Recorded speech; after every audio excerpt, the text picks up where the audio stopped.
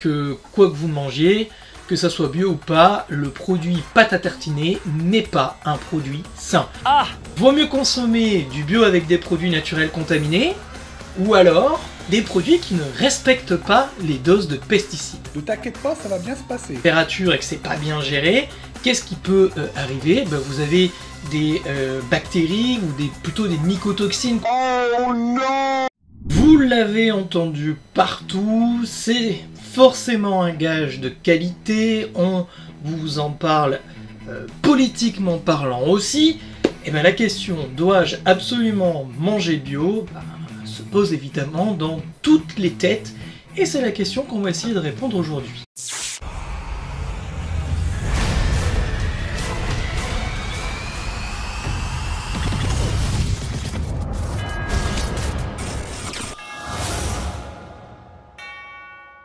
Salut les machines, c'est Marine pour une nouvelle vidéo et aujourd'hui nous allons nous poser la question évidemment de ce fameux bio. Est-ce que manger bio est un gage de qualité? Est-ce que ça s'inscrit parfaitement dans une alimentation équilibrée? Parce que dans la tête vous l'avez entendu, bio c'est la qualité, vous avez entendu les partis politiques, l'écologie, tout ce qui est bio c'est exceptionnel. Mais la réalité, est-ce que c'est du flan? Est-ce que c'est purement politique? Est-ce que c'est une réalité scientifique et dans la santé? C'est un petit peu ce qu'on va voir aujourd'hui. Alors là, n'est pas pour diaboliser d'un côté le bio ou de faire du tout bio. Cette vidéo n'a pas de vertu politique. Elle est juste là pour discuter déjà, de retrouver du bon sens, chose qu'on a perdu avec les réseaux sociaux d'une part, et d'autre part de voir si vraiment tout ce qu'on nous bassine à la télé, c'est vraiment le cas aujourd'hui. Pourquoi on mange bio, et en tout cas pourquoi on nous conseille de manger bio? Pour la première chose, c'est que l'agriculture qui est aujourd'hui non bio, qu'est-ce que c'est? On y met des produits chimiques qui sont comme des pesticides, des fongicides qui sont destinés à détruire des parasites, qui sont destinés à détruire des champignons, tout un tas de bactéries qui pourraient poser problème. Le souci, c'est qu'on a observé avec l'agriculture des années 70, 80, etc., que au fur et à mesure, ces additifs qu'on mettait dans les aliments, nous les ingérons. Notre corps, du coup, ingère un petit peu tout ça et doit se débrouiller avec ça. Et malheureusement, qu'est-ce qu'on a observé?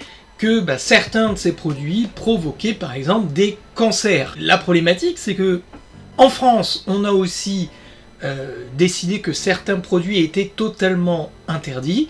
Mais en revanche, quand on importe des produits de l'extérieur, ces produits sont soumis à concurrence déloyale pour nos agriculteurs français, c'est qu'on importe des produits dont certains pesticides ou fongicides sont complètement interdits en France, mais à l'importation autorisée. Oui, peut-être. Évidemment, d'un point de vue bon sens, c'est stupide, mais voilà, les faits sont là, c'est que même si en France on interdit certains produits, il se peut que certains produits qu'on achète, surtout transformés, utilisent des produits avec ces pesticides.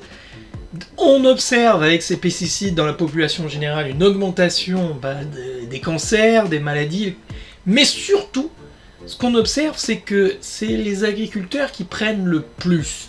C'est-à-dire qu'eux sont directement exposés à ces produits et évidemment, ces produits-là ne sont pas bons pour la santé et on voit des agriculteurs développer des maladies graves, des cancers, suite à une trop forte exposition.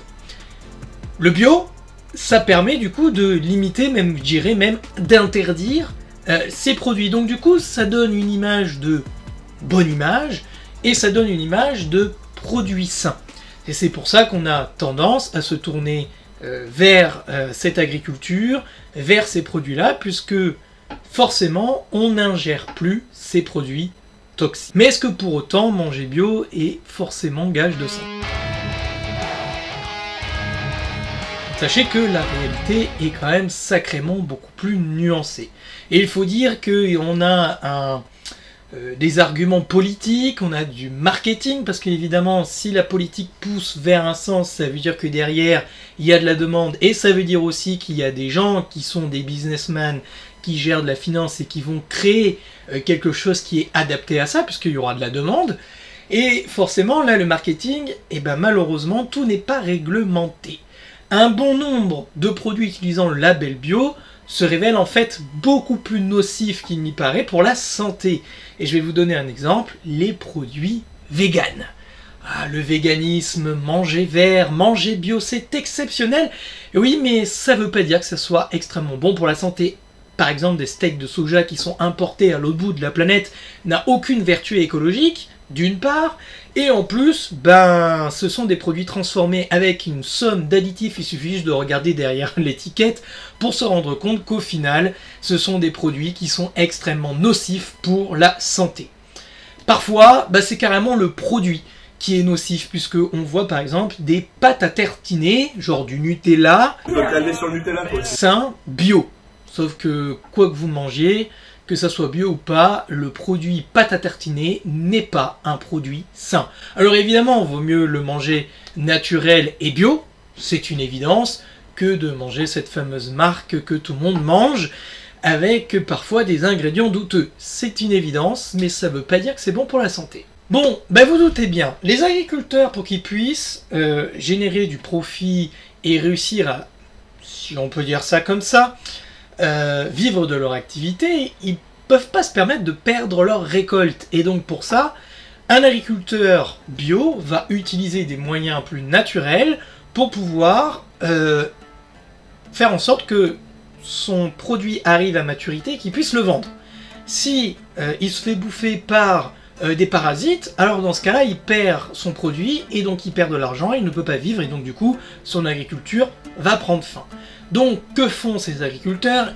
Ils s'amusent à utiliser des produits bio, des pesticides ou des fongicides complètement naturels. Et je vous donne un exemple, la bouillie bordelaise, qui par exemple est un produit qui permet d'éliminer certains parasites totalement naturellement. Or, on pourrait se dire, ah mais si on mange ces produits-là, eh ben c'est exceptionnel parce que du coup, ils sont forcément sains pour la santé puisqu'il n'y a pas de pesticides.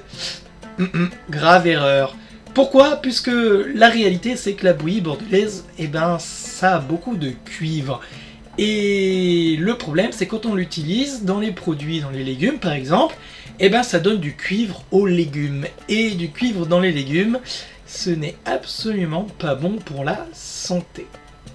Il y a aussi autre chose. Quand on stocke des produits avec sans conservateur et non pesticides ou fongicides, qu'est-ce qui se passe?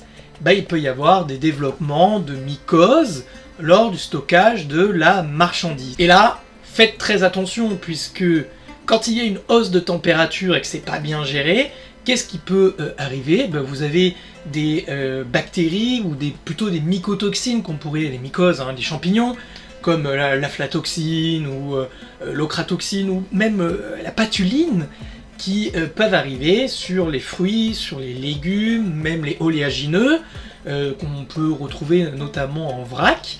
Et malheureusement, est-ce que ça, c'est sain pour la santé? Ben non, parce que par exemple la patuline, c'est cancérigène au même titre qu'un pesticide. Et donc là, on peut se poser des grandes questions, mais ok, il y a ça qui arrive, mais comment on fait pour savoir si notre aliment est contaminé? Malheureusement, peu de chances que vous puissiez avoir accès à cette information parce que c'est quasiment impossible de savoir s'il y a des mycotoxines. Il faudrait carrément analyser les aliments en question. Maintenant, reste à savoir, vaut mieux consommer du bio avec des produits naturels contaminés ou alors des produits qui ne respectent pas les doses de pesticides. Vous avez la réponse à cette question? Moi perso, je l'ai pas. Parce que scientifiquement, on n'en sait rien. Faut comprendre que pour l'instant, le bio reste une nouvelle tendance. C'est pas quelque chose qu'on utilise depuis 100 ans. Donc, avoir du recul là-dessus sur la population générale, c'est extrêmement difficile.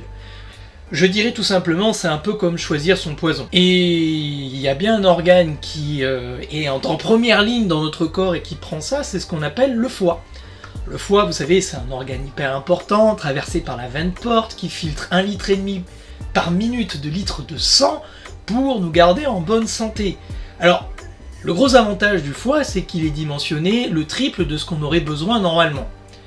Mais vous imaginez qu'avec tout un tas de pollution dans l'air, dans l'eau, dans les aliments, plus le sucre qu'on avale, plus etc., eh ben le foie a un sacré travail de détox à faire.